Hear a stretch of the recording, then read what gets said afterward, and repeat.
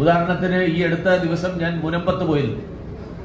മുനമ്പത്തെ മത്സ്യ തൊഴിലാളികളായിട്ടുള്ള ആളുകൾ അവർ നേരിടുന്ന അവരുടെ സ്വന്തം ഭൂമിയിൽ നിന്ന് ഇറങ്ങിപ്പോകണമെന്ന് ആവശ്യപ്പെടുന്ന അവർക്ക് നോട്ടീസ് നൽകുന്ന മനുഷ്യാവകാശ ലംഘനം, ആ മനുഷ്യാവകാശ ലംഘനത്തെ കുറിച്ച് അവർ മിണ്ടില്ല. ജമ്മു കാശ്മീരിൽ വംശഹത്യക്കിരയായിട്ടുള്ള കാശ്മീരി പണ്ഡിറ്റുകളുടെ മനുഷ്യാവകാശങ്ങളെ കുറിച്ച് ഏതെങ്കിലും ഒരു മനുഷ്യാവകാശ സംഘടന എന്ന് പറയുന്ന ആളുകൾ അവര് ശബ്ദമുയർത്തുന്നത് ഞാൻ കണ്ടിട്ടില്ല. പക്ഷേ അവിടെ തോക്കെടുക്കുന്ന വിഘടനവാദികളുടെ മനുഷ്യാവകാശങ്ങളെ കുറിച്ച് അവര് വാദോരാതെ പറയും.